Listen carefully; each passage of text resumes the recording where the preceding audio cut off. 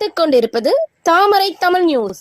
தடையை மீறி திசையன் விலையில் தமிழக அரசை கண்டித்து இந்து முன்னணியினர் ஆர்ப்பாட்டம். 90க்கும் மேற்பட்டோரை கைது செய்து காவல்துறையினர் நடவடிக்கை.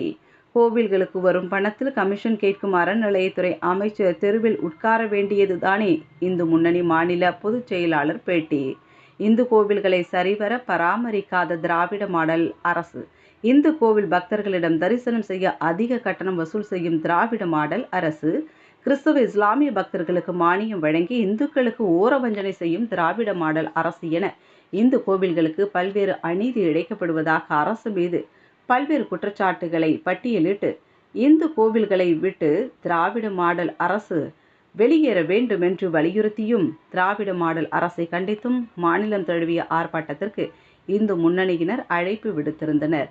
ஆர்ப்பாட்டத்திற்கு அரசு அனுமதி மறுத்த நிலையில் திசையன் விலையில் தடையை மீறி ஆர்ப்பாட்டம் நடைபெறுவதாக இருந்ததால் வள்ளியூர் டிஎஸ்பி யோகேஷ்குமார் தலைமையில் திசையன் விலையில் பலத்த போலீஸ் பாதுகாப்பு போடப்பட்டிருந்தது.